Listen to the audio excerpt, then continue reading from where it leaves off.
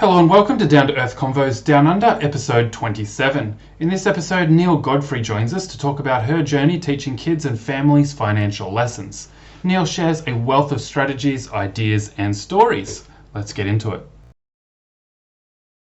So Neale, welcome. Hello there, Neale in USA. Is it New Jersey? Is that where you are? Yes, Ali, I am in New Jersey. It is great to be here with you. And I love Australia. I've been there 3 times and love it, love it, love it. Oh, that's wonderful to hear. We love it too. And this is my co-host, Brad, who's over in WA, Western Australia. This is Neale. Hey, Brad, how are you? Everyone's in lockdown. Well. Yeah. Yeah, that's good that we're all doing well. And it's really an extra special pleasure for me to have you because I've been following your work for many years now. And it was so great that we have a mutual friend, David Martin, who's doing amazing work in the world. I met him on a fairly recent trip in the Antarctica, and he said, you've got to catch up with Neale Godfrey. She's in family finance, and today's the day that I meet you in person. So it's a great privilege. Thanks again, Neale. What I'd like to do is I'd like to introduce you formally for those who may not know you as well as Brad and I do. So Neale is a lady whose name is synonymous with family finance, a New York Times #1 best-selling author of 27 books empowering families and their kids to take charge of their financial lives. As you will learn from our conversation today, Neale makes money lessons fun, interesting, and a family affair. Neale speaks in a new language for kids. She has created mobile video games, free iOS money games, and hitting #1 educational gaming. Congratulations on all that, Neale. Thank you. Neale has been in the finance world for more than 40 years, beginning her career as one of the first female executives in banking. She created the topic of kids and money while serving as a president of the first women's bank. She opened the first children's bank and was also part of the youth entrepreneurship programs. The topic of teaching kids and their parents and their grandparents really took off, with 13 appearances on Oprah, Good Morning America, Today Show, CNN, just to name a few. Neale is a parent and grandparent herself. I'd love to now welcome Neale to our podcast, Lessons They Don't Teach in School. We're going to be talking about family finance, and it's going to be a lot of fun with you, Neale. Thank you. It's great to be here. Brad, would you like to ask Neale the first question that we're going to be talking about on the topic of, just to remind you too, Neale, that our audience are parents raising teenagers or young adults or kids in general. You know, they're going to turn into teenagers one day. Yeah, they grow up. Yeah, so my first question for you, Neale, is why are savings rates so low in the US, in Australia, in Western countries as a whole? What's going on there? It's very strange. It's very odd to me. What do you think? Brad, it's a great question, Brad. What's interesting, by the way, during the pandemic, in general, our savings rates went up because people didn't have stuff to spend money on. However, you have to look at that separately because the wealthy saved money. The people who didn't have jobs, the 10 million people who are out of jobs and living, hand to mouth and on unemployment, obviously did not save. And you're right. But historically, I believe that the West versus the East has had really low savings rates because we are nations of being spenders and put it on a credit card and don't worry about it today. We're going to pay it tomorrow because we're always going to have cash flow and I will earn my way out. When you look at the Eastern nations, they actually had historically a culture of saving, and they would save for their first home. Everyone in the family would live together to save so that a first home could be bought. In the US, hey, don't worry about it. Go get the mortgage. We'll pay for it down the road in 30 years. And so it's a mentality. It's interesting because I remember when I bought my first house in 1974, and my grandfather, who at that point was 97 years old, and he said to me, how did you afford this house? And I said, Grandpa, I got a mortgage. And he sat there, and I remember he hugged me and he said to me, remember, you do not own your house. The bank owns your house. At which point I burst into tears, but he was right. Oh, that's a lovely story. Can you just remind me about how old you were when your granddad said that to you, just in comparison to when I learned it? How old? Yeah, exactly. When did we learn it? Well, I bought my first house. I was married. I was probably 23 or 24 when I bought my first house. That's nice and young too. I remember when my mum shared that information about the banks own a lot of people that look wealthy may not actually be wealthy in their own right because the banks are behind them financing it. And I learned that when I was about 13 years old, and it held me in good stead to really monitor debt and actually be conservative. But it's really good to learn at whatever age, isn't it? The earlier the better, I think. Well, and it's funny too, because, you know, people driving fancy cars, nobody owns them. A leasing company owns the car. They're letting you use it, and you're basically renting that car for a whole lot of money every single month. And you have nothing. You just have a rented car. You know, we call it a lease, but that's all it is. Yeah. So the debt situation, that's just because we just chatted about savings, and they were great points that you made, because it's interesting that the savings started to accumulate because people weren't able to spend. I recently saw a lovely little pep talk that you had on YouTube recently, Neale, where you said that people were going like outside, that that people are spending more money since COVID than before, which is even crazier. That's nuts, isn't it? Isn't that nuts? Yeah. I know we had something in this country we were calling comfort shopping. It's like, what is the matter with you? You might not be able to pay, you know, the rent on your house or your mortgage or anything, and your comfort, that's going to give you comfort. 40% of the people in our country, like, duh, we're spending on stupid. You know, they're sitting there, you know, in the middle of the night, clicking on Amazon, which will deliver anything to you, and buying garbage. What are you doing? So yeah, I did a lot of work on that to try to say to people, could we stop that, you know, please? And what's interesting is in our country, in the US, about 40% of the people have to borrow money to cover a $400 emergency. Think about that. So there's something fundamentally wrong. You know, as Brad said, like, in essence, you were polite, Brad, but it's like, how did you guys miss this in the West, that you're going to need emergency money and saving? And, you know, and it carries on to adulthood, because in our country, 1 out of every 4 women will retire below the poverty line in the United States of America. Think about that one. Talk about not saving for the future. What are you kidding? So you have doomed yourself to poverty. Well, they're sad statistics, aren't they? And that's part of the reason why Brad and I are doing the family finance thing and teaching lessons they don't teach in school. Would you say that that's a big part of it, Neale, that these kids, as kids, like all of us when we're young, how early, I think Brad's got a question there for you. It's like, we need to teach children from a young age about this financial education and get them to understand what money is and how seriously they can get into trouble if they're not understanding it and racking up debt in their own name, and it's just a snowball effect. Absolutely. And that's why I started the topic about teaching kids about money in our country in 1988, because it was not being taught at school. It wasn't discussed at home, because polite people don't talk about money. I mean, you never ask the cost of something. You never ask, do you own your house? I mean, you never say those things because polite people don't. And I was like, stop it. We live in the largest capitalistic nation in the world.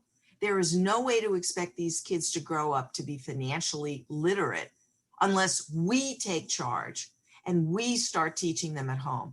So I start teaching the kids about money as soon as they kind of understand how money works. And the way you know that is if you're in a store and a kid says, "Mommy or Daddy, can I have money to buy this thing?" Then you know. Now we know as parents that's about age 3. And they start asking for things at about age 2. As soon as they see their world, they start asking for stuff. So my thing is teach them the natural consequences of money. The only way you get money is to earn it. It's not by whining or begging or having someone give it to you. There's no entitlement program. You earn it. Mom and dad earned it. Grandma and grandpa earned it. You are going to have to earn it. So they might as well learn and grow up that way.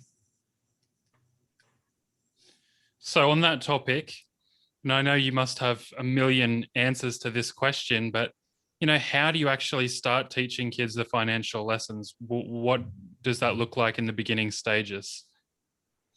Brad, it's great. I mean, what I teach the kids is the way you get money is to work. Pay is what follows work. So I put them on a very simple allowance system, a work for pay system within the household. Now, there are 2 types of chores in a household. There are citizen of the household chores where they don't get paid, because as a good citizen of the household or the community, you pitch in and you help. So you're CEO of the house, you get to decide. My kids had to keep their rooms free of breeding diseases, and they didn't get paid for that. And they had to clean up toys in the public space in the house. So they didn't get paid for those chores. Those were citizen of the household. They also, I don't pay for good behavior, meaning you have to brush your teeth. You have to go to bed on time. You have to get up on time. Those are good behavior things. I don't pay for that. That's what you do as a human being. So I have a chart and I write those responsibilities down. And the kids check off when they brush their teeth, when they cleaned up their toys, that kind of thing. Then I have a separate system, a work for pay allowance. And I have them doing little tiny chores when they're little ones within the household. And by the way, as a parent, you're doing them with them. So you're helping them to dust a room. You're helping them to take the napkins out to the table. You're helping them to bring the napkins back to put them into recycling. You're helping them. And they have another chart. They check it off and they get paid for those chores. And that's the way it works. So they start to understand, oh, I get it. I get paid to do work. Excellent. And then they learn the value gradually because they've earned it. They value it because, they've worked, and they actually upskill too, don't they? They learn little skills around the house while they're working with you, and you're bonding as well. Allie, you're absolutely right. Because one of the problems with kids is they don't learn how a household works. And all of a sudden, they get to college and they don't know how to do laundry, or they don't know how to do stuff. It's like, all right, stop it. I'm also going to teach them how a household works, to dust and vacuum and do dishes and water and clean and all those things.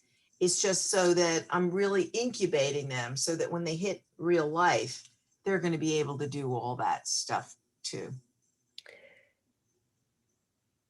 Brad, have you got a question for Neale, or if I wouldn't mind saying, following on from work for pay, then do you teach them what to do with the pay from a young age in Yes. the savings accounts or jars? Exactly, Allie. The other half of this is the budget part. Mm-hmm. It's one thing to earn your money. It's another thing to budget it. And if you ask anyone in my country anything about the word budget, it's like an object of torture. It's like getting root canal without any anesthesia. It's like, oh my God, I don't want to talk about the budget. Or, oh yeah, I had one, or I don't think I have one, or I sort of don't have one. Stop it. but we're the first to say, I don't know what happened to all the money at the end of the pay period. Well, you spent it. I mean, it didn't just go away, so let's talk about this. So my thing is, I make it very visual for the little ones. I get 4 clear plastic jars or clear envelopes so that they can earn their money and then put it into the envelopes and learn to count money. I want kids to deal with real currency in the beginning so that they understand eventually that the world of digital money is based upon real money. So I budget it for them. 10% comes off the top to go into the charity jar. And I think it's really important for them to understand the value of giving to others. So for little tiny ones, what you can do is talk to them about what they care about. Is there an animal shelter? Do they want to give money to church or temple? Do they want to give to a children's hospital? What do they care about?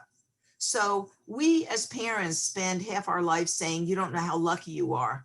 Well, when they start giving to charity, they start seeing how lucky they are. Then the remaining 90%, I divide into thirds. The next third is what I call quick cash, which is instant gratification. They worked hard for a week. They get to spend and make some of their own choices. But what you're teaching them is they get to make a choice, but it's within your parameters. If it's no chocolate or candy, you say, ixnay on that. But beyond that, let them make a choice. And they're learning that when they're out of that money, they have to wait another week to get it. And that's really important for a kid to understand. Wait a minute. I have to spend my money to buy that? Oh, well, then never mind. I don't want it. That's what you're going to start to see. Then the next third goes into medium-term savings. They're picking a goal that they want to save for. For the little tiny ones, it's only a week or two. For the older ones, they can save for an iPad. They can save for something, larger. And if they've been really good earning money, for the older ones, you can match dollar to dollar because you don't want them to be 40 years old before they can afford their first smartphone. And then the last third, the last jar, is called long-term savings. That is saving for their future. Now, that money goes away. That gets put into a bank, and they don't see that. They see it every month in terms of interest growing, but they can't use that money. Now, you're going to say to me, Brad, I know, does a 3-year-old understand the concept of long-term savings? No. Does a 10-year-old understand the concept of long-term savings? No. Do the adults in America understand the concept of long-term savings? No. It's exactly what we talked about. No. You might as well start this as a habit and have it be part of your consciousness that this is actually what you're going to commit to. And do you find that laying that out for them gives them the groundwork to carry that forward into the future? Or do you find that providing that structure, when that structure is taken away, do they perhaps, see all that money is now theirs for the use of however they want to use it, and they don't really follow through with what you're trying to do there? How does that sort of pan out? Well, it's a great question, Brad, because in some cases, yeah, it does work, and in others it doesn't. And there's something that sticks. I think that the lessons that we learn as children somehow get embedded into our mind. You guys are too young, but you're going to get to a point where you hear your mother sitting on your shoulder saying something, and you're like, wait a minute. She's not here. Like she's not here, and she's saying to me, no, that's like a stupid thing to go out with those friends. You're going to get in trouble. And it's like, what? So you're going to see, I call it burping up of old stuff that comes back to you. I've seen it as with my son as a young kid, and also with him as an older kid. I don't know. Do we have time for that story? Yeah, absolutely. We love stories. Yeah. Um, Great messages in stories. I was teaching the allowance system to my kids since they were 3 years old. And, how do I know as a parent what's going in? Like you're saying, well, I don't know what they're learning. So my son was 5 years old. We were living in Manhattan and he had his quick cash, his instant gratification money. And we were in a little tiny grocery store. And he was figuring out, I was a little liberal on the sugar part. So he was buying Tootsie Roll Pops with his money. And he had to count his money out and buy put the Tootsie Roll Pops and figure out all this math. I was sitting in the back of the store watching him do this. So then he had his Tootsie Roll Pops, he had his quick cash, he's walking up to the cash register person. And in front of him is a woman, a homeless woman. He didn't know what a homeless woman was, but she had a little container of coins, a cup, and she had one orange, and the orange cost 33 cents. She dumped the coins.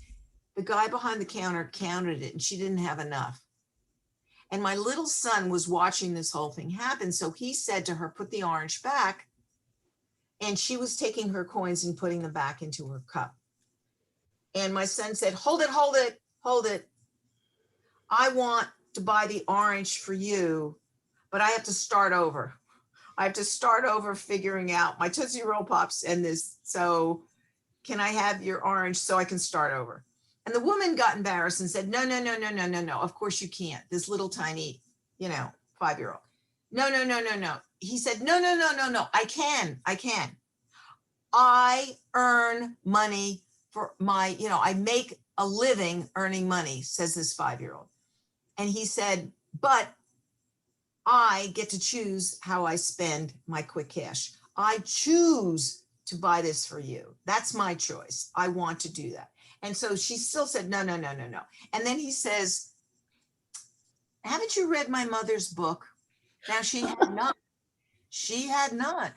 And he said, this is the way it works in real life. Because if someone doesn't have money for something, you're supposed to give them the money for that. Because someday when I need money for something and don't have it, there will be somebody there for me. So of course I burst out into tears. All the women in the store burst out into tears. They were sending me their children to raise. And he figured it all out. It took him like 15 minutes. We figured it out. He came back to me. I was still weeping. And I said, I am so proud of you. That was an amazing thing to watch. And he said to me, didn't you read your book, Mom? The way it works in real life. You should be proud of me when I do something to surprise you that I'm not supposed to do. Not that I'm just doing the stuff that I'm supposed to do.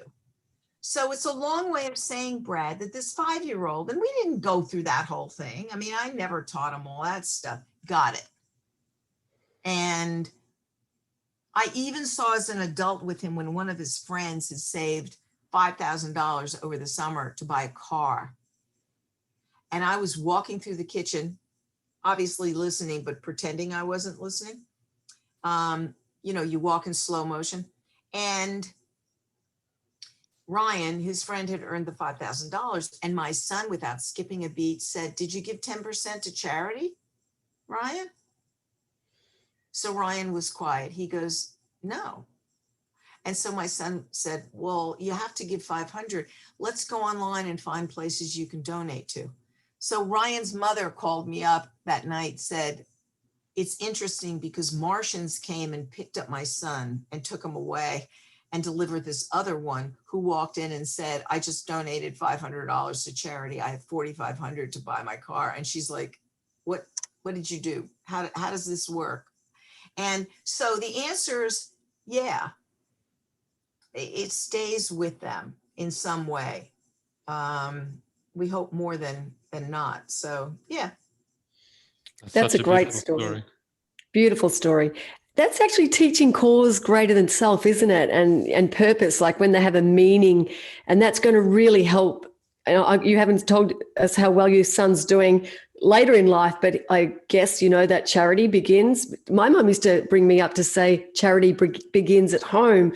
So I've sort of had that, but I don't think a lot of Australians, I don't think it's part of our culture as much as I think it is from you over there in the US, not just your family, but I just sort of think, I don't know, that might be a limiting belief that I have or something, but it's cause greater than self. And I think that's really important, that purpose and meaning in the first place. Well, it's interesting. My son is actually a social entrepreneur.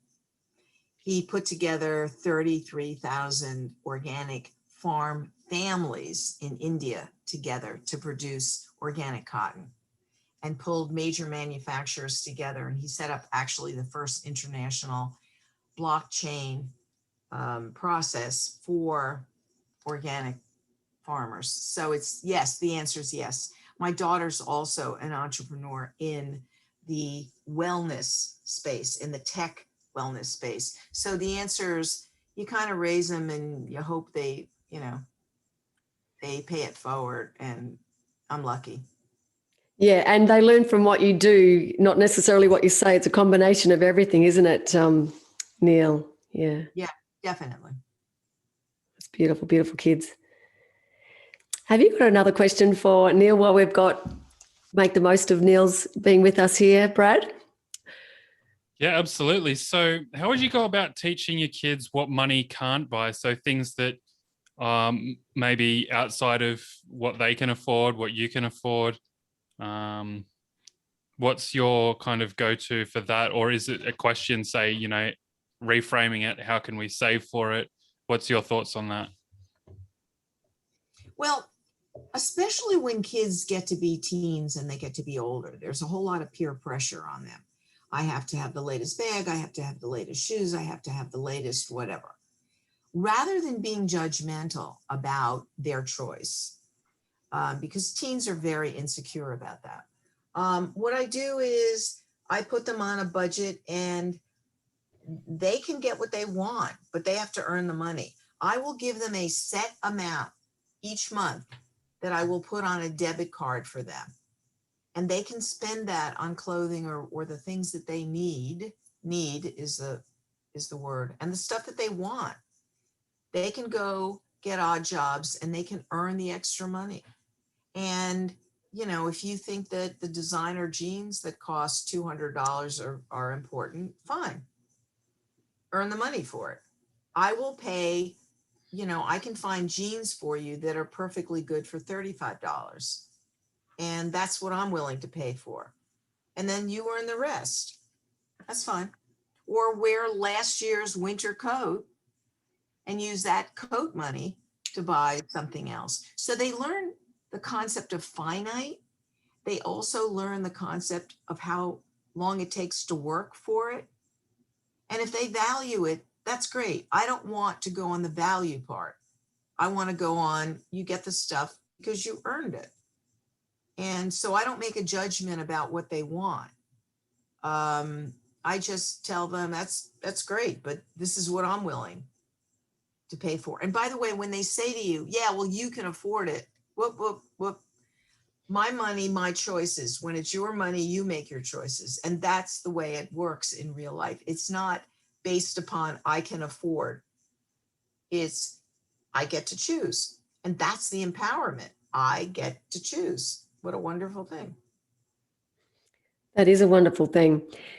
When we're talking older kids, Neale, like it was great the way you were telling us about how early we can start the young children from the age of 3 and what have you. And once we do that, if a parent does that, it makes it so much easier for the parent when they're getting the kids to, I call it contribution and participation when you're talking about the home duties that they're doing unpaid. What about, did you teach your kids a little bit about work, as far as working in the home's concerned, about negotiating their chores and choosing their jobs that they prefer and that they're good at? Or did you just do the list together or that sort of thing? Especially as the kids get older and want more of maybe a choice, like with teenagers, they're pretty upfront in telling you what they want. Yeah, I don't do the choice on the chores. What I do is I rotate the chores because chores can get to be sexist. Little boys do garbage and little girls do whatever little girls are supposed to do. And I don't believe in that. You're going to have to do all the chores within a house. It's just like you at your work. You don't get to walk into your job and go, you know, I really don't like this administrative stuff. I think I would like to help you with the strategy of the firm. You don't get to walk into your company and make your choice. So I want them to learn that employer-employee relationship. You have to do it. And as they get older, I morph them out of the allowance system into an odd job system. So about the time that they're 13, 14, I take them off allowance and they can do an odd job like rake leaves, in our case, shovel snow, change the light bulbs, do certain chores that they have to learn. And I pay them, by the way, by the chore, not by the hour, because all of a sudden, if you pay by the hour, raking leaves can take, Longer. 5 weeks. Yeah, it can, waiting for the next season to come by. So then in what I want them to do, and safety is the most important thing, is to start doing some odd jobs for neighbors in a controlled way. Going to a neighbor's house to say, may I rake? May I do yard work? Can I weed? Can I do something? Again, in a safe way, so that you are supervising what they're doing. But they learn that, again, the employer-employee relationship, because they have to learn that. That's really important. Excellent. I'm really glad I asked that question, because that was a really great take on that, and a reminder that, the employee becomes first, really, because let's face it, they know what they learn in school and their upbringing, their experiences. So they need to go out into the workforce and learn a few skills and on the job. So it's important. And the other thing that we didn't talk about is, what do you pay them? So for the little ones, if you can afford it, I pay them their age per week. So a 3-year-old gets $3, a 10-year-old gets $10. And it may seem like a lot, but remember, we're asking them to do a lot with the money. It goes into a lot of different jars to do things. The other thing that I require is you have to do all of your work in order to get your salary. And again, I'll tell you another story that happened with my 7-year-old son when he was on Oprah. And I was doing Oprah, and Oprah did not believe that a 7-year-old could do chores and understand how to do chores, earn money, and do a budget. So, we went on Oprah together. So my 7-year-old, his name is Rhett, and he was up there. He had his allowance chart, and he's explaining all the chores to Oprah. And he said, I have to water the plants two times a week. And Oprah, we have 5 cats, and I have to feed them every day. And then he stopped, and that 7-year-old mentality took over. And I thought, where are we going with this? And he goes, Oprah, if I don't feed the cats every day, then they starve to death. And if they starve to death, they die. And Mom hates dead cats around the house. So I was like, oh God.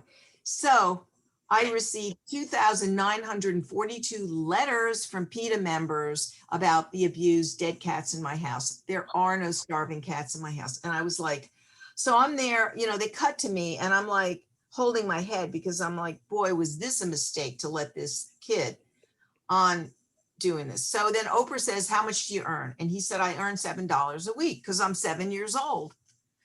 And then he said, but I have to do all my chores. I have to do all my jobs in order to earn my money. And all of a sudden, Oprah interrupts this little 7-year-old and starts to scream at him and say, that's ridiculous. That's crazy. That's not fair. That's nuts. You should be able to earn some money by doing some chores. Now, Rhett and I had never covered that part of this, so I didn't know where we were going to go. He just knew that the rules were you do all your work and you get your pay. So I'm looking at him, and her audience was like 30 million people at that time, and it was a live show. And I'm thinking, this is going to go bad. So he sits there and he thinks, and then he said, but Oprah, that doesn't make sense, does it? You can't do part of your show and then say that you want to leave after the first commercial and expect to be paid for part of that work. Oprah, you know how it works in real life. No work, no pay. So I was like, yes, and the camera pans to me and I'm like, I let him move in after the dead cat, comment. And it was like, yes, he got it. Yes, that's good. So that's the stuff. But, I didn't tell him that. But he figured it out. It didn't make any sense.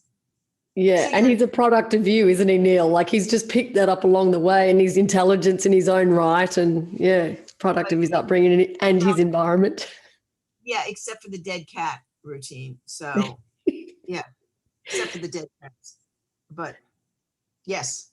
Family fun finance. I told you, I warned everyone that it would be fun. You make us laugh. I have seen you on Oprah. Yeah, it's fun. Yeah, and she's got a great way with kids too, I think. So it's great that he was able to shine on that particular day, and it made you look good too with and the books. I know that you're extremely successful because of your Oprah Winfrey appearances. Your books went, family finance and all the work that you've done through your books, Neale. It's been great, and all those people and the families that you've changed. Do they write you letters?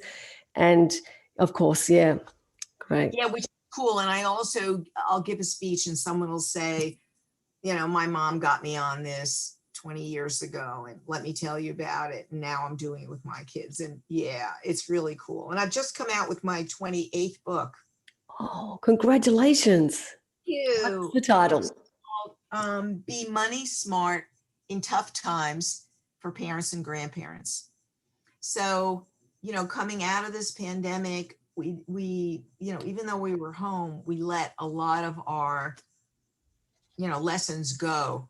And it's really important to get back to where we were and teaching those values and life skills that the kids are going to need in the real world. And you can find it on Amazon. And, it's important for all of us all over the world to make sure that we're getting back to the basics that we want to teach our kids. Congratulations on 28 family finance books. Yeah, because we've got to teach the kids, and the parents have got to learn it also, because we know that they're not teaching in the school, those money principles, those basic money basics that stood the test of time, that don't change. And then we get advice on managing the money later and investing and growing it. So it's excellent. So be money smart for grandparents and parents. Be money smart in tough times for parents and grandparents. There's probably no more important time than now to get some financial savvy, money savvy, be money savvy. And because we're going to start to look for the future, would you say vision and goal setting would be part of what you teach in your financial lessons, Neale? Setting goals. I do. I talk about vision and goals, and I deal with, people with kids of young ages and middle ages, and then adult children returning home. So I take it up the age range. We have now more adult children living at home in the United States than living on their own because of the pandemic. And you have to set up a different financial structure with them. And have those conversations. And a lot of money conversations are uncomfortable for people. I mean, it's easier for people to talk about sex than it is to talk about money. I remember when I was doing Oprah, it was always hard for us to find people who wanted to talk about their money. And people would say, well, that's personal. It was like, wait a minute, you'll talk about sex, but you won't talk about money. It's like, oh my God, we need to change this paradigm. So I'm trying to make the conversations more comfortable. Yeah, good point. And we've got a housing affordability crisis over here, housing affordability and a rental crisis. It's been worsened since the pandemic, but because we had it before then, Neale, we've got I think I'm hoping for a correction because our property prices, and globally I've been reading and studying as well, that, I know that one of the big reasons is low interest rates, and printing trillions of dollars globally has, exasperated that for sure. And with the jars, and I was just thinking about the $3 per age and $5 for a 5-year-old, I think we need to adjust it for inflation, because the way the way even food's going up. It's we're going to have to give the kids a pay rise, I reckon, maybe, Neil. Do you think? Well, it's funny because people have said to me, will you do an allowance system for adults? And I said, yeah, it's called a budget. Yeah, I can do that. I can help you. So we all need it. It's never too early or never too late. I would just rather have you start earlier. Absolutely. Earlier the better. Well, that's wonderful. That's a lot of fun too. Yeah. Great stories, Neil. Yeah. It's been such a pleasure. How are we going for time? Do we have time for another question, Brad? Or We have time for Neil one might more have to- question? Definitely. Have you got time, Neil? Sure. Okay. I remember. Have you got a question firstly, Brad, before I always jump in? I'm all out. It's over to you, Ali. Oh, okay. Neil, I remember watching a video some time back, and I've been reading your articles over the years on Forbes too. I forgot to mention that in your bio earlier. You chat about millennials and, college debt and all these sort of things. And we've touched on the affordability crisis and kids moving at home. And I know that that's one of our statistics here in Australia as well, that our kids are living at home longer, well into their 20s, late 20s and early 30s, and they're coming back. So that's we need to, I think that emphasizes the importance of what you've just taught and shown us and explained all these lessons. These lessons can be applied for those older kids, teenagers, early 20-year-olds, 30-year-olds. They're capable of doing so much more. That's what I see. My question, I remember listening to something you spoke about, born savers or born spenders. It was years ago. Do you remember? Have you got something to share? Because that's something that just interests me, because I think I'm a born saver. I think it's innate. I don't know whether we learn it or whether it's innate. It's really interesting that you said that, Ali, because I find with children, they're pretty much born a saver or a spender. You can be in the same household and raised exactly the same way. You've been drinking the same water, and you'll see one of the kids is saving and one of the kids is spending. So if I ask people, what's better? Would you rather have a saver or a spender? People say a saver. But you have to understand that an extreme saver is what Freud would describe as anal behavior, and it leads to a fear of spending. And that fear can keep you from doing things and enjoying anything. And we know how a spender gets in trouble. I mean, we know that. Yeah. That's one. So what you want ideally is a financial personality right in the middle, a balanced saver and a joyful spender when they have the money. In fact, I do financial literacy tests for you and also for your kids in my new book. And the reason I do that is because you have to teach your savers and spenders differently. What happens with the behavior of a spender is it can be manipulative. The kid can say, oh, I'm saving to buy the new bike. And then it comes time to buy the new bike. And then they go, never mind, I'll go without a bike. And then you as a parent go, no, let me buy it for you. Yeah. And you see that behavior, which is manipulative with adults. You know the deal. You're all out to lunch. You all can afford the bill. Everybody is, can afford what they just spent for lunch. And then you see someone go, well, I just had a salad and I had water. I shouldn't be paying, the same amount. Like, you really want to, wrestle them to the ground. What you want to do, that's an example of an extreme saver who's anxious about the fact, they're not able to spend with joy. So what you want to do is pick a goal for your kid. And then as you get closer, celebrate the fact that they did save and they did buy. With a spender, what you're doing is you're pushing off instant gratification. You're saying to them, you can want that. Put that on your goal list, but you have to save the money for it. You're not going to buy it. Don't ask me to lend you money for it. I'm not going to. What I want you to do is learn that you need to save, and then you can buy it. delayed instant gratification, equality of the financially successful. And I love that marshmallow test. Everyone could look that up on TED Talk. It's quite cute. I love that. It is cute. And to me, there's a sugar thing going on with that too. Yeah. So I happen to believe that if you've got a sugar kid who really cares about the sugar part, they are probably going to go more instant gratification.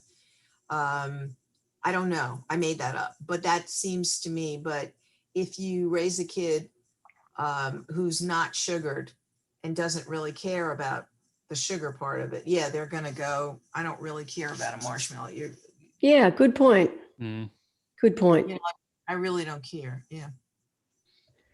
So that's it's been great catching up with you, Neale. Like, oh, it's wonderful. And I'm so excited about your new book. It just must be so thrilling.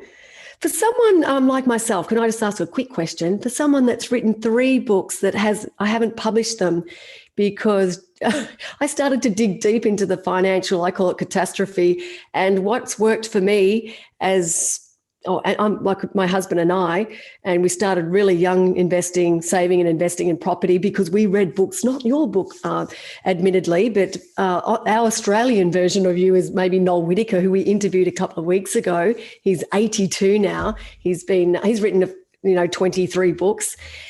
But what I was thinking is, like, how do we, if something worked for us in say my journey, and with the changes that are going on in the world now, like with the debt, the rising debt, printing trillions of dollars, inflated, everything bubbles, like property bubbles, stock market bubbles, what have you. Do you still put out the books like that? Because I started to rewrite them and, because I used to rely on the banks and leveraged and all that, whereas I sort of feel that I have to be very mindful about those changes. What would you do? Are you following what I'm saying there? It's sort of holding me back a little bit. My thing, you have to go back over the content and find out if it's relevant or not. Yeah. My advice to people writing books, don't wait for it to be perfect. It's never perfect. I've never written a book where I go, whoa, caught it. All you can do is rewrite it forever. So don't. In today's world of blogging, you can put it out that way. In today's world of self-publishing, just publish it yourself. Get it out there. Have a voice, do what you want. If it's not relevant, then don't do it. But if you wait long enough, it will be irrelevant. The topic, frankly, of teaching kids about money, unfortunately, is relevant today as much as it was 40 years ago. But, talking about the recent economic situation, there are always ups and downs and bubbles and whatever. And we have cryptocurrency and we have a new asset class and we have new, all this stuff. But I would just do it, stand by it, put it out. But again, if you've written them a long time ago, you got to go back to find out if it's relevant to today's world, because today's world is, just because we have a new asset class, a crypto world in terms of digital, that's really different. Yeah, that is different. And we maybe just hone in on those lessons that we can teach that are still relevant and stood the test of time, and through your storytelling. Yeah, it is. It's a very worthy topic, and it's interesting that you say that it's still just as worthy and needed now as it was all those years ago that you've been writing for years. So maybe that's why, Brad and I are out there doing our thing and bringing in, and that's the idea too, to expose our Australians to these family finance teachers like yourself, Neale. So it's very important. So I hope our listeners, Brad always puts the notes down there and we'll put some links to your books. So it's wonderful. Thank you. Yeah, Neale, so where can our listeners find more about you? So obviously I'll have links to your books. Do you have a website? Do you have anywhere you'd like to send listeners? Yeah, nealegodfrey.com, and Neale is NealeGodfrey.com is my website, and they can find my books on Amazon. And I really appreciate being on with you guys. Let's do more shows. Oh, we'd love to have you back. Yes, especially let's get the book. Brad and I'll read the book, because that's fascinating, because you've written this one for parents and grandparents and you brought it, like we just discussed, to to what's going on today. So we'd love to have you back, Neale. I know you've got plenty more to share and plenty of exciting stories with great messages. So it's been great. What was your biggest takeaway, Brad, from what you've learned from Neale today? I think going forward in my future journey as a parent down the track, my money, my choice. I think that's going to save a lot of, or get me out of a lot of conflict, because you can't really argue with that. So I think that's a really good one. I really liked that. What about you, Ellie? Yeah, well, I've loved so much of it, Neale. And as I say, it's just been such a pleasure to meet you, because you've been someone that I look up to, and I would really love to follow in your footsteps to be the Neale Godfrey of Australia for our families, because I'm very, very, they really pull on my heartstrings. And when you're talking about the homeless people as well, that's another thing. Like our human beings should not be suffering such financial hardship. It's very upsetting. I loved it. I was really pleased that I asked the question about the work for pay. And it was great that you separated, the contribution that doesn't get paid in the family home. And then when I was asking about the chores and the entrepreneur, do they choose a job they like? Not necessarily so. We need to teach them about real life. So I'm going to take that as my a really great takeaway. Thank you so much, Neale. It's been such a pleasure having you on Lessons I Don't Teach at School. And we'd love to have you back. If you would love to join us again, that'd be fantastic. I'd love to. Thank you. This was fun. Thank you, Neale. Thanks, Brad. Thanks, Neale. Thanks, everyone, for watching. Be sure to like, comment, subscribe. Let us know your thoughts and ideas that might form a new episode in the future. Bye for now. Great.